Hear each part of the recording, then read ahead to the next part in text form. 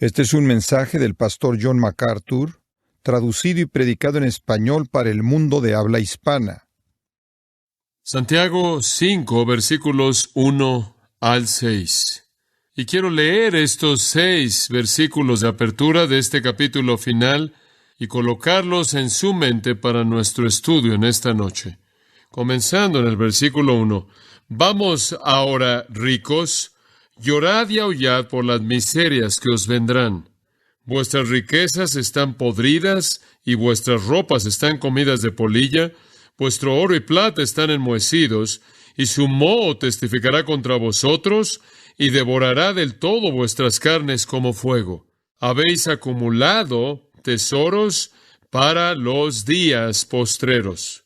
He aquí, clama el jornal de los obreros que han cosechado vuestras tierras, el cual por engaño no les ha sido pagado por vosotros, y los clamores de los que habían cegado han entrado en los oídos del Señor de los ejércitos. Habéis vivido en deleites sobre la tierra y sido disolutos, habéis engordado vuestros corazones como en día de matanza, habéis condenado y dado muerte al justo, y él no os hace resistencia. Ahora quiero ser muy franco con ustedes en esta noche como su pastor. Como dije en esta mañana al mencionar que estaremos hablando de este pasaje, gran parte de la verdad que ven en este pasaje parece estar siendo vivida frente a nuestros ojos mismos conforme observamos la saga de la PTL llevándose a cabo. De hecho, no solo delante de nuestros ojos, sino que el mundo entero ha visto el amor de las riquezas y lo que produce de la impiedad a una escala inmensa. Hemos sido expuestos a la opulencia, a la indulgencia, al materialismo, a la inmensa cantidad de casas y carros y botes y pieles y joyería y cuentas secretas de banco y fraude y pecados sexuales y todo lo que va junto con la inclinación materialista. El Espíritu de Dios difícilmente pudo haber identificado un texto más apropiado que estudiáramos conforme estas cosas están en nuestras mentes. Lo horrendo de lo que hemos visto necesita explicación y la mejor manera de explicarlo, de entenderlo, es a partir de la palabra de Dios. Y entonces, al ver estos versículos, probablemente en esta noche y el próximo domingo por la noche, los verán ilustrados de manera vívida en el escenario que se está desarrollando en este tiempo mismo. Ahora, mantenga en mente que es típico de Santiago el ofrecer pruebas de fe viva. A lo largo de esta epístola, conforme él escribe a un grupo de cristianos en una asamblea local, cristianos judíos, él los llama a evaluar la validez de su fe, sabiendo que siempre en donde hay trigo, el diablo siembra cizaña. Donde hay verdad, estará lo falso. Y queriendo asegurarse de que nadie esté engañado acerca de la realidad de ser cristiano, cuando en realidad no lo son. Y entonces, a lo largo de la epístola, usted encuentra prueba tras prueba. Y esto no es diferente. La manera en la que una persona ve y maneja la riqueza es una prueba. La manera en la que usted ve el dinero y las posesiones y las cosas materiales es una prueba que revela la condición espiritual de su corazón. Y Santiago aquí obviamente le está hablando a personas quienes, aunque por fuera pueden afirmar fe en Cristo y amor a Dios, obviamente aman el dinero. Y su vida está controlada y gobernada de manera total por ese amor al dinero. Y entonces su estado espiritual es revelado en el asunto de su relación con las riquezas. Por cierto, Santiago no inventó esta prueba. Santiago está meramente haciendo un eco de la prueba que nuestro Señor originó. Esto es lo que nuestro Señor dijo en Mateo 6, 19 al 21, un pasaje muy conocido. No os hagáis tesoros en la tierra, donde la polilla, observen la semejanza al pasaje de Santiago, y el orín corrompen, y donde ladrones minan y hurtan, sino haceos tesoros en el cielo, donde ni la polilla ni el orín corrompen, y donde ladrones no minan ni hurtan. Y después esto, porque donde esté vuestro tesoro, ¿qué? Allí estará también vuestro corazón. Esta es una prueba. ¿Quiere usted decirme dónde está su corazón? Enséñeme dónde está su tesoro. ¿En dónde está usted acumulando su tesoro? ¿En dónde está usted colocando su riqueza? Esa es la prueba que Jesús dio en el Sermón del Monte. En el capítulo 16 de Lucas encontramos otra ocasión en la cual nuestro Señor en esencia hizo lo mismo. Escuchen esto, Lucas 16, 11. Pues si en las riquezas injustas no fuisteis fieles, ¿quién os confiará lo verdadero?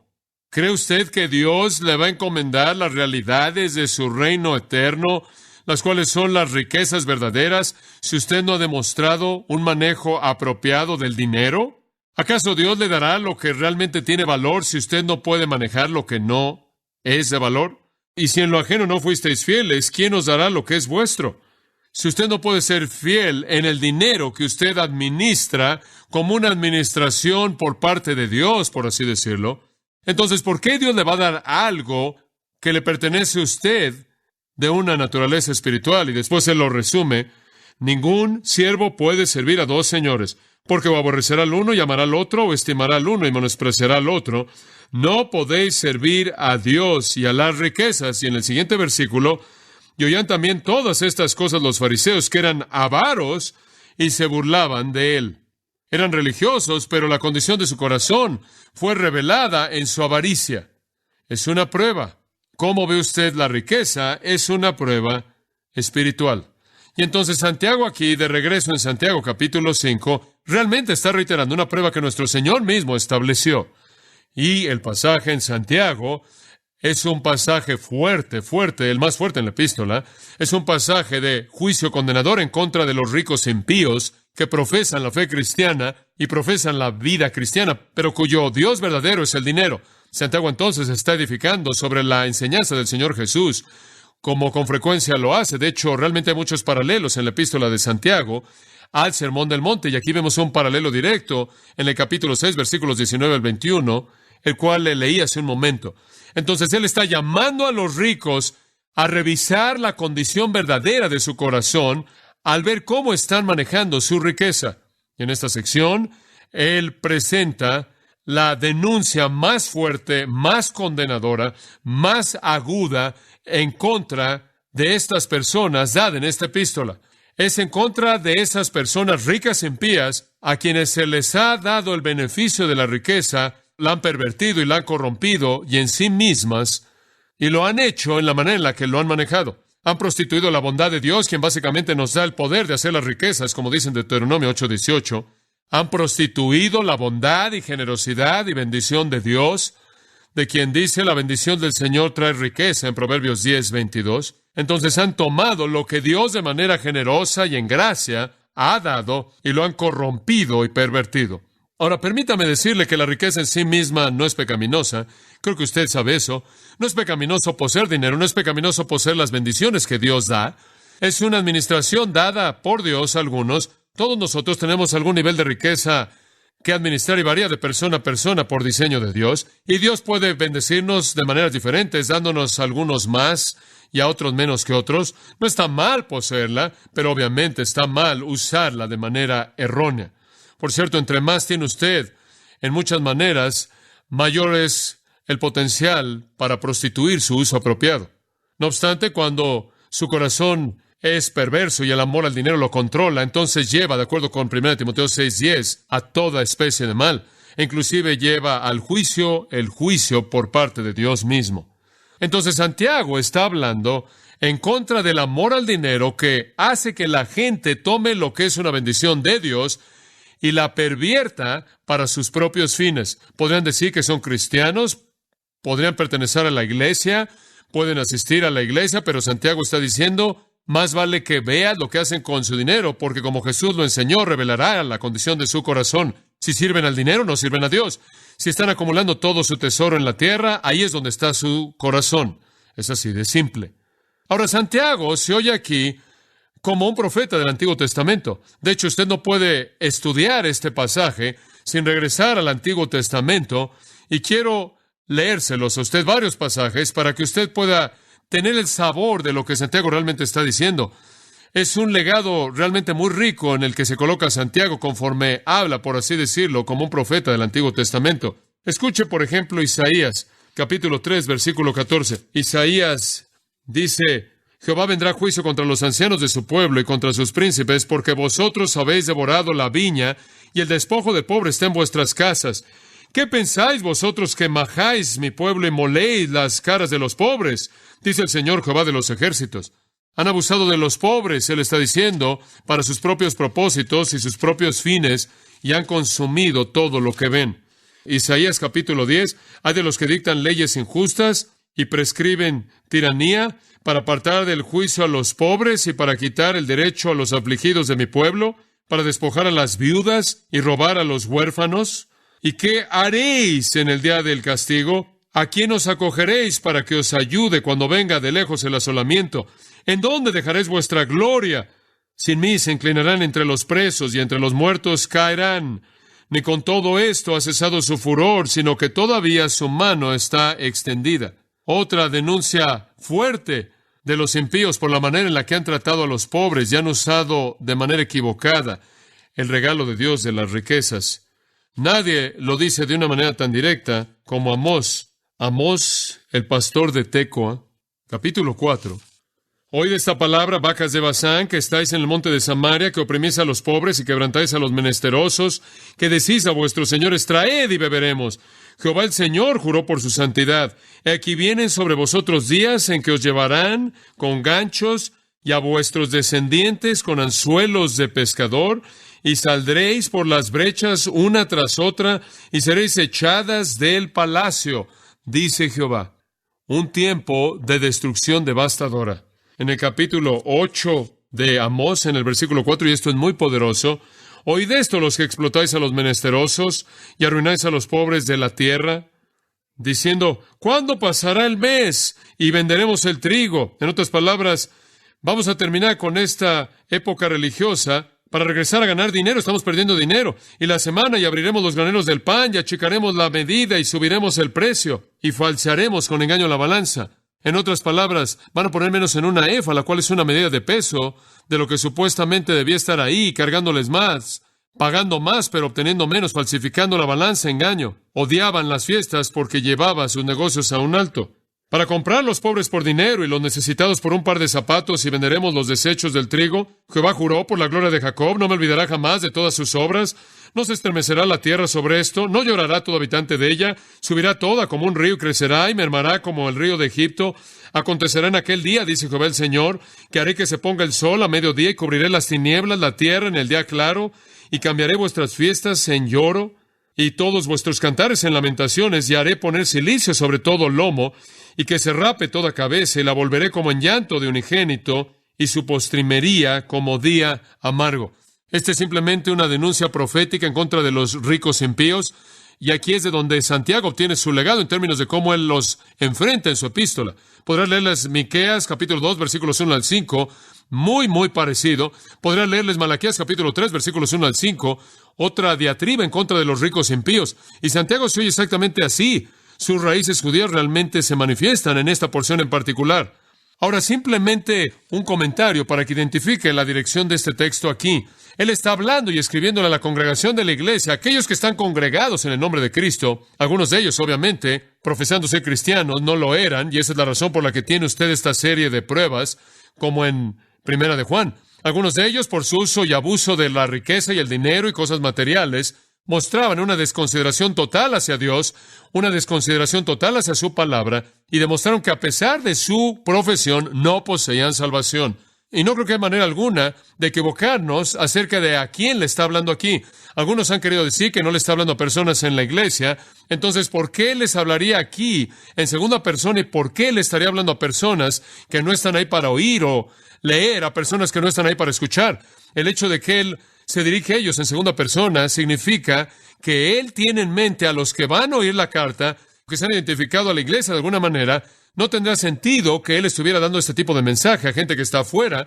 Quizás si estuviera en tercera persona y dijera, díganles lo que quiero que sepan, pero en este enfoque directo asume su presencia y que van a estar cuando se lea esta carta a la iglesia entera. Estas son personas que a un grado u otro quieren identificarse con Dios, a un grado u otro quieren tener a Cristo en su vida, pero no vienen en los términos de Dios. Jesús también enfrentó la realidad de que este sería el caso. ¿Se acuerda usted en la parábola de las tierras en Mateo 13 cómo él habló de cierto tipo de tierra que tenía piedras? En la parte de arriba era suave y fértil, pero un poco abajo, apenas abajo de la superficie, se encontraba una cama de roca. Y él dijo, cuando la semilla germina y bajan sus raíces comienzan a florecer y la planta surge, pero poco después las raíces no pueden penetrar. Chocan contra la roca y no pueden llegar al agua.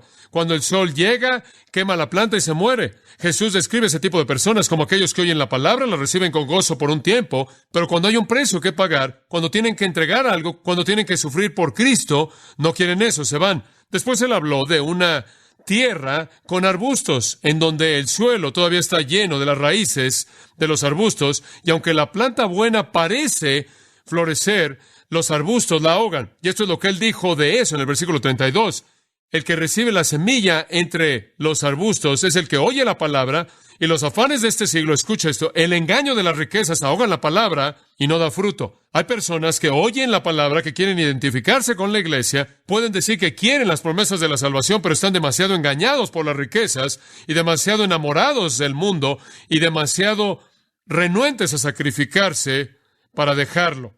Y mientras que externamente pueden nombrar el nombre de Cristo, si su corazón no es hacia Dios, si su corazón no es hacia el cielo, como se indica en dónde está su corazón, entonces no importa lo que digan, no conocen al Señor.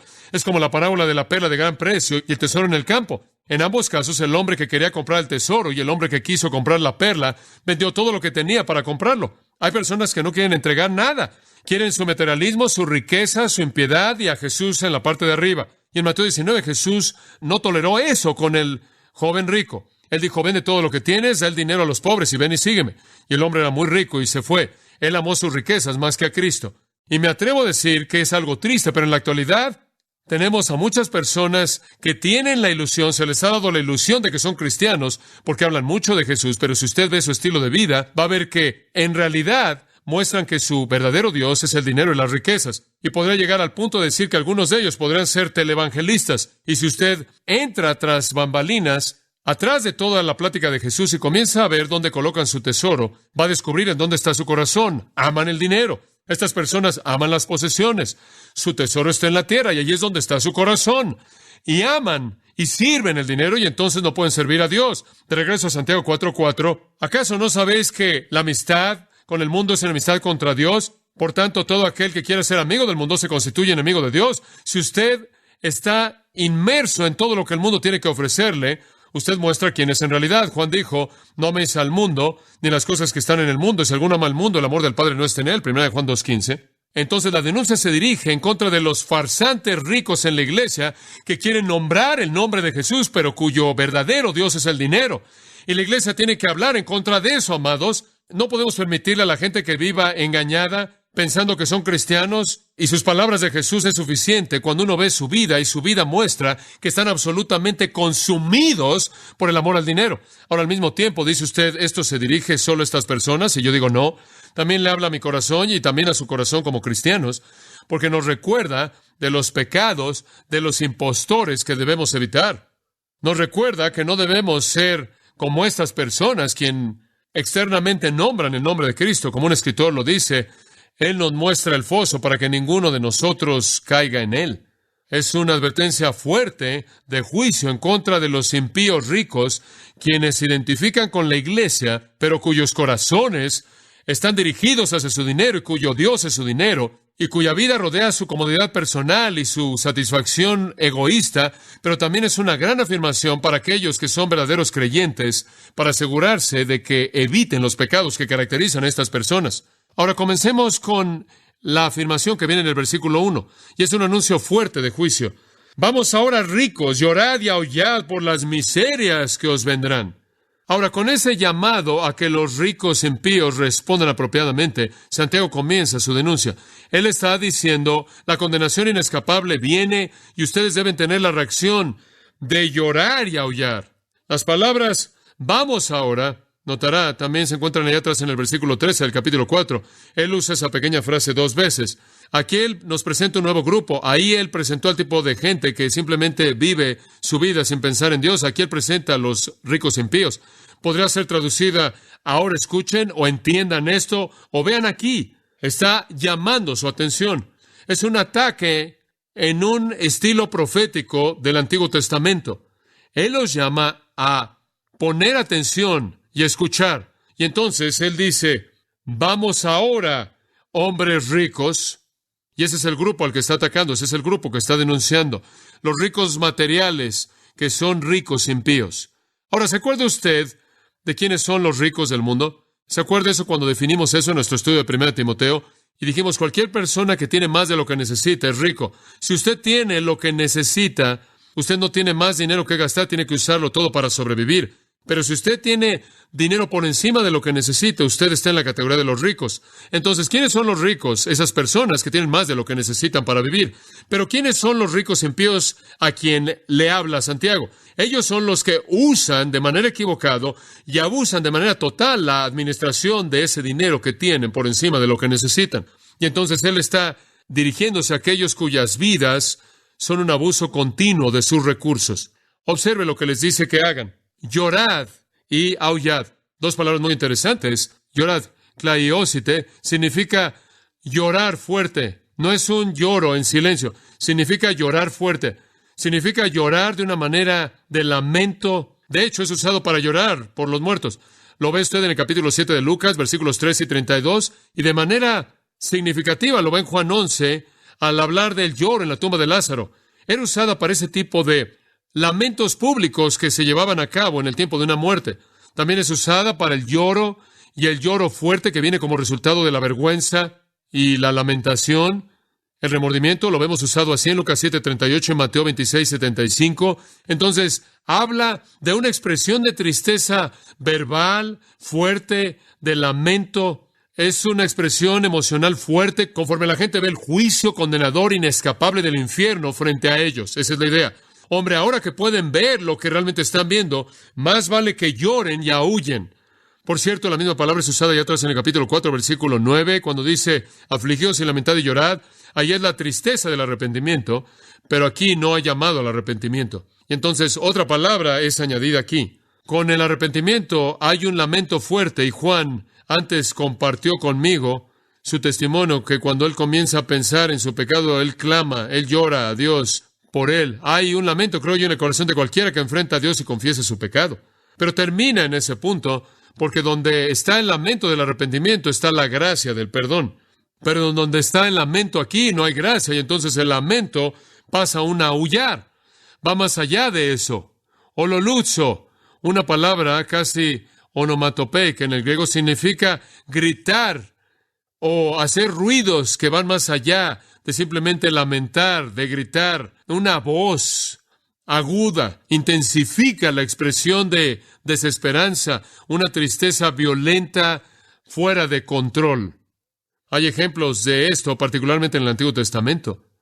La tristeza y el clamor y el aullar de aquellos que se dan cuenta de que han cometido lo peor que se pueden imaginar, los peores pecados que se pueden concebir. Usted lo encuentra en los profetas. Y en el tiempo presente aquí, ambos verbos están diciendo, continúen llorando, continúen aullando por su condenación inminente. Palabras muy, muy fuertes.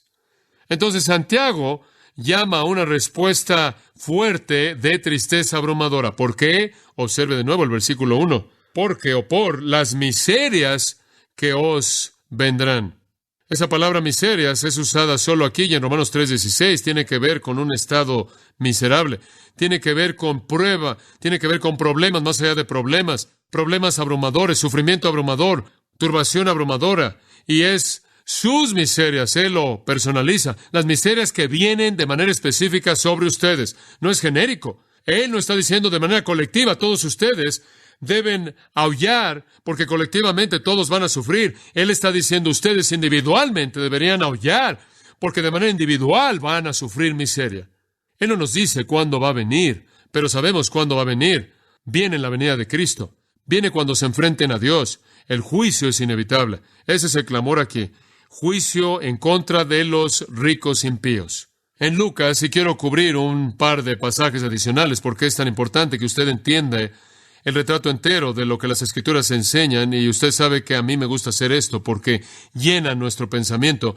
¿Se acuerda usted de la historia del hombre rico y Lázaro? Había un hombre rico que estaba vestido de púrpura y lino fino y hacía banquete cada día. ¿Se acuerda usted de ese hombre?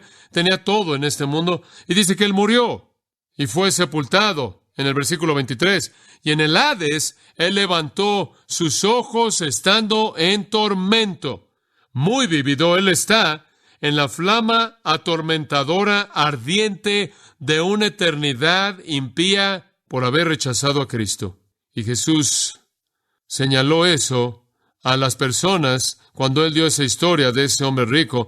No creo que era una parábola, porque la gente no tiene nombres propios en las parábolas, y el mendigo tenía el nombre de Lázaro. Entonces aquí estaba un hombre rico que terminó en la furia ardiente del Hades, porque él había vivido su vida entera para sus riquezas.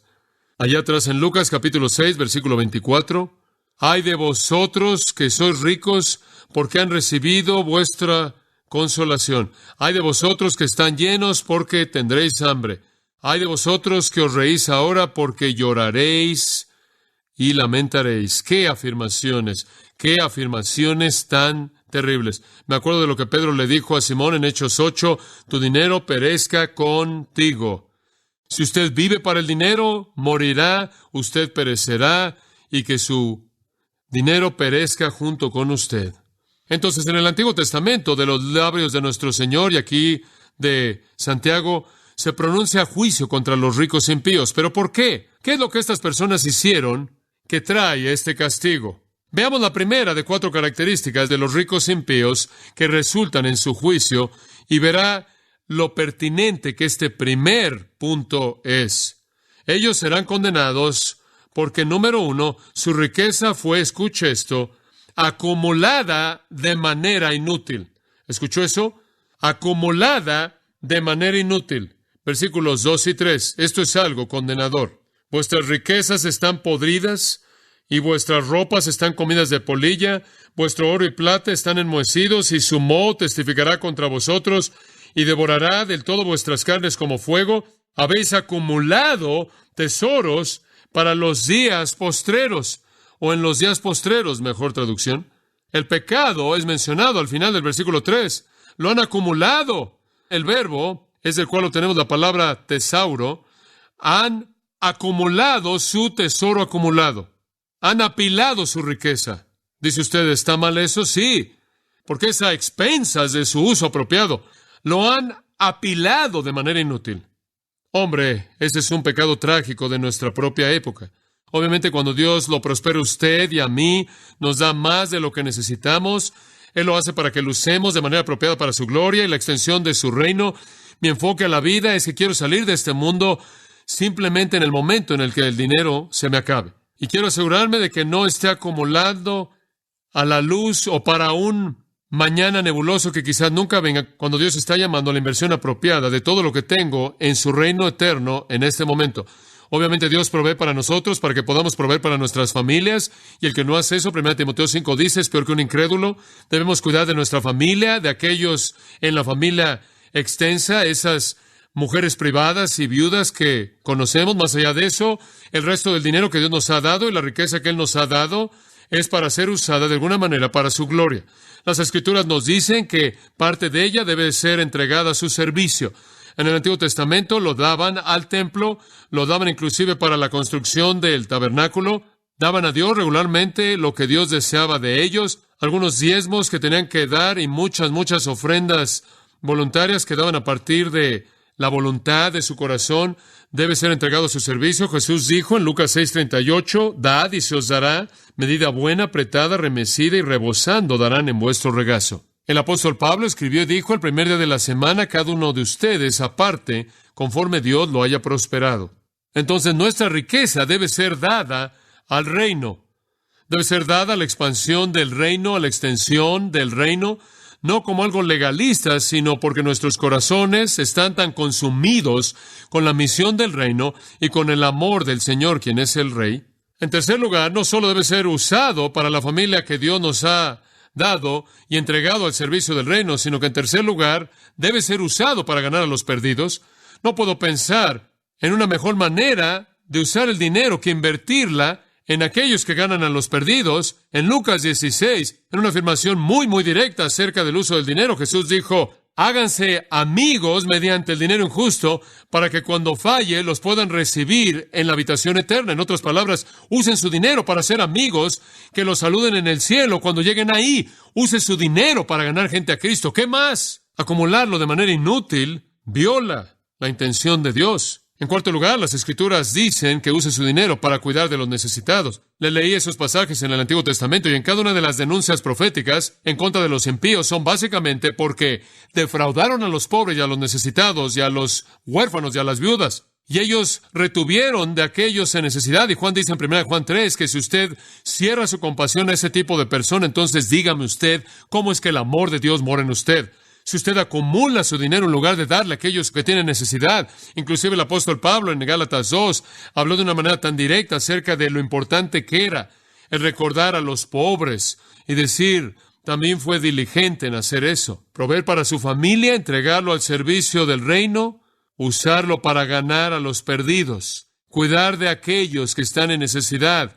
Y después podríamos añadir un quinto, apoyar a personas que ministran. El siervo es digno de su salario. Alimenta al buey que trilla. En otras palabras, apoya el ministerio.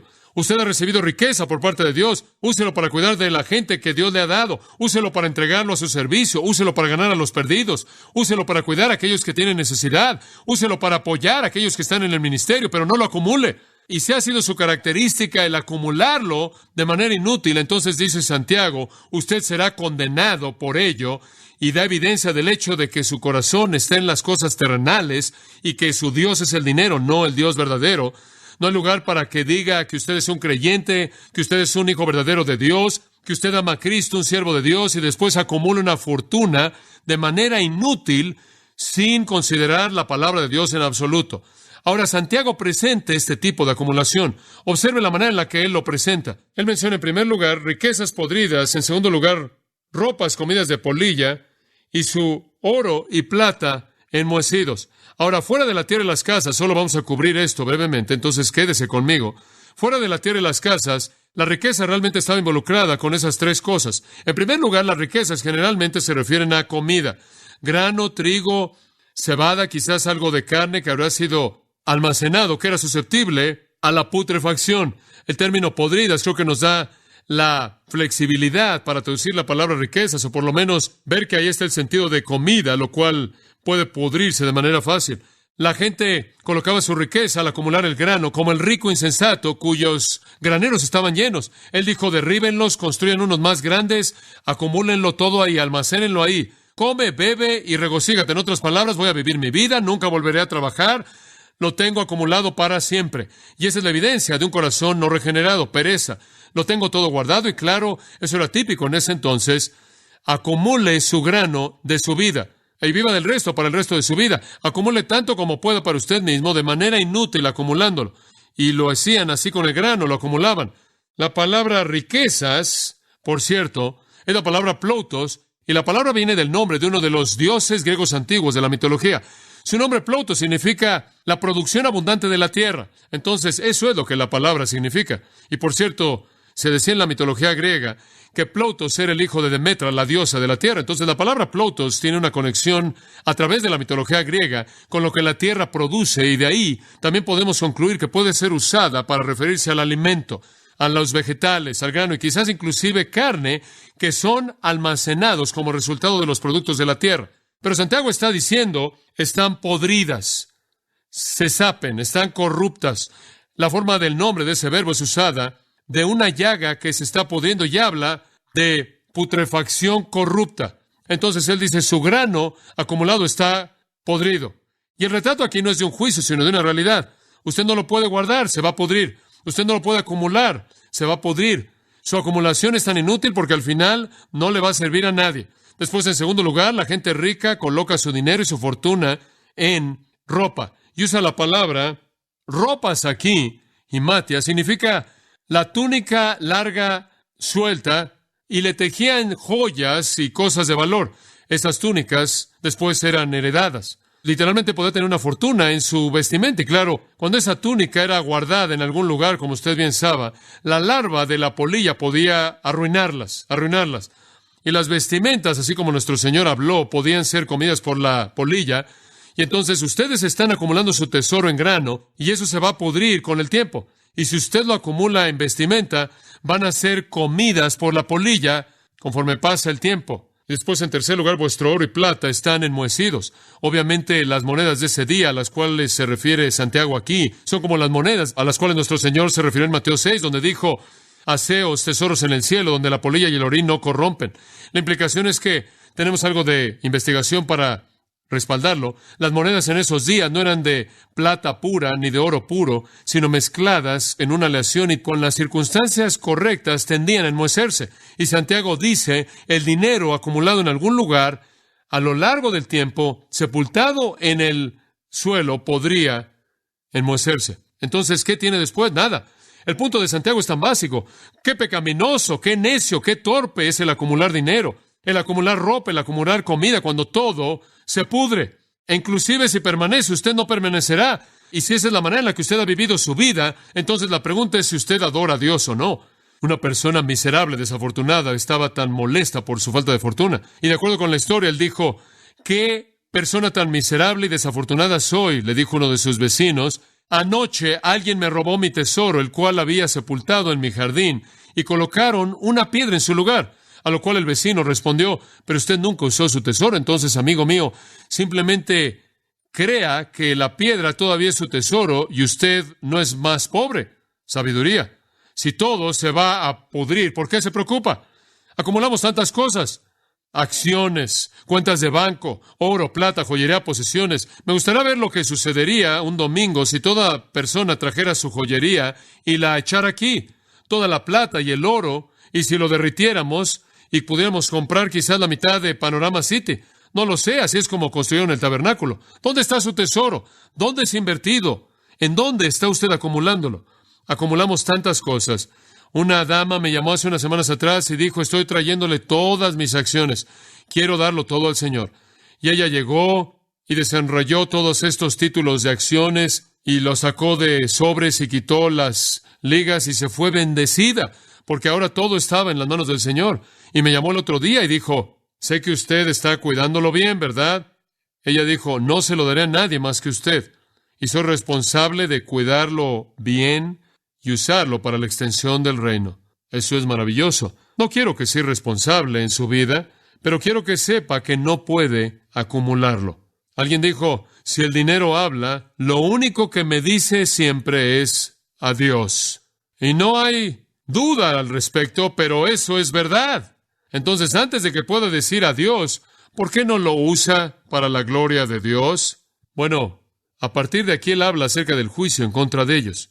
Rápidamente, versículo 3, vuestro oro y plata están enmohecidos, y él ahora en cierta manera personaliza aquí el moho, él lo hace vivir, y el moho va a testificar contra usted cuando enfrente a Dios, y su moho va a levantarse y testificar contra su impiedad, va a testificar de su acumulación, va a testificar de que está acumulando, y la ruina de las cosas que el rico acumuló es un retrato vívido de su propia ruina. Las riquezas acumuladas, podridas, enmohecidas, dan testimonio fuerte del estado de su corazón. Las riquezas enmohecidas, putrefactas que son acumuladas, se vuelven el testigo en la corte divina que trae evidencia clara de su condenación eterna. Su enfoque a la vida avaro, egoísta, cruel, enfocado en la tierra, se vuelve en sí mismo su condenación. Toda su riqueza acumulada es un testigo para que sean procesados, declarándolos culpables, y el Dios justo los va a condenar al infierno. Y después el moho es personalizado no solo para ser un testigo, sino que el moho se convierte en el ejecutor. Y él dice, devorará del todo vuestras carnes como fuego. Y él personaliza el moho y lo convierte en fuego, y el moho, que en primer lugar era el elemento de descomposición, ahora personalizado se vuelve el testigo, y lo vuelve a personalizar y se vuelve el ejecutor. El moho se mueve lentamente, pero este moho actúa como fuego, y el fuego es el consumidor más rápido de todos. La corrosión puede ser lenta, pero el fuego es el destructor más rápido. En el día del juicio, el moho de sus bienes acumulados se levantará para testificar contra ustedes, y se volverá el fuego que quema sus carnes, plural. Muy interesante que Santiago use el plural, porque no está hablando de un grupo, está hablando de individuos, de nuevo. Cada una de sus carnes va a arder conforme sus riquezas se levantan para ser sus ejecutores. Por cierto, ese es un recordatorio de que el infierno es un lugar físico. sus carnes arderán ahí. Ese es un lugar físico. Hay fuego real ahí. Hay un fuego que no se apaga y de acuerdo con Juan 5 tendrá un cuerpo resucitado apropiado para llevar el castigo de un infierno eterno y sentir la flama por los siglos de los siglos y nunca ser consumido. Ese infierno está reservado para personas que acumularon su tesoro. El infierno es para acumuladores de tesoros. Y él cierra al decir, han acumulado riquezas, no han invertido en el reino. Han acumulado de manera inútil sus bienes, pudriéndose sin considerar a Dios, sin considerar a Cristo, a otros, y se dirigen al infierno, y ese será un testigo contra ustedes. Y después él añade esta nota final. Habéis acumulado tesoros para los días postreros. El texto griego dice, lo han hecho en estos días postreros. En otras palabras, vivieron sin considerar la historia redentora. Lo hicieron en el período mesiánico. Estos días postreros son de la primera venida de Cristo a su segunda venida. Juan dice, hijitos míos, este es el día postrero, el último tiempo. Estamos en los días postreros, en los últimos días. Cristo ha aparecido una vez al final de la época, este es el día postrero. Y entonces lo que han hecho es acumular su riqueza en los días postreros, sin considerar el reloj de Dios, sin considerar la historia redentora, sin considerar la eternidad. Han desperdiciado de manera total su vida y todos sus recursos. ¡Qué raro! ¡Cuán impensable acumular las riquezas en un día cuando el mundo está pereciendo! Le voy a decir algo. Si la gente que representa a Jesucristo realmente estuviera preocupada por la gente perdida que va al infierno y realmente se preocupara por alcanzar al mundo para Jesucristo, no estaría comprando media docena de casas, teniendo millones de dólares en cuentas de banco, gastando millones de dólares en carros y otros artículos personales y gastando una fortuna para colchonar su propia silla. Esta es una manifestación clara de dónde está el corazón de una persona. No me importa a quién digan que representan. Muestran lo que realmente hay en el corazón. No hay manera en la que usted pueda afirmar la salvación de una persona así. Ahora, Dios sabe, yo no sé eso, pero ciertamente estoy de pie y digo que parecen no aprobar la prueba. Aquellos que en el nombre de Jesucristo dicen querer alcanzar un mundo, pero están ocupados en acumular una fortuna de manera ilegítima para sí mismos. Eso es absolutamente incoherente con algún compromiso, con estar consumidos, con ganar un mundo perdido para el Salvador. Tener el corazón de Jesús es alcanzar con lo que usted tiene a la gente que no tiene lo que necesita, no consumir las cosas en su propia concupiscencia. La única manera aceptable para vivir a la luz de la segunda venida de Cristo en estos últimos días de la historia de redención es vivir, no aferrándose a la riqueza que Dios le da y asegurándose que usted la use para su gloria. Si usted ha estado viviendo una ilusión acerca de su cristianismo, pero cuando usted se examina a sí mismo un poco, ve que su Dios verdadero es el dinero, entonces doble la rodilla ante Jesús antes de que sea demasiado tarde. Y si como cristiano usted se encuentra a sí mismo violando en esta área de pecado, pídale al Espíritu de Dios que lo arranque de su vida, suelte las cosas de este mundo y le dé el corazón del profeta que ve todas las cosas para ser usadas para la gloria de Dios y cualquier cosa acumulada se pudre. Dios nos da cosas nuevas diariamente. Él no va a dejar que el maná sea tomado para más de un día. El suelo vuelve a darnos alimento para toda temporada. No necesitamos acumularlo contra el futuro desconocido. Necesitamos invertirlo en el reino eterno con la promesa de que Dios nunca dejará que su pueblo padezca necesidad si son fieles a Él. Inclinémonos en oración. Padre, te damos gracias por nuestro tiempo en esta noche. Ha sido maravilloso y un tiempo rico y te bendecimos por dárnoslo. Te damos gracias por las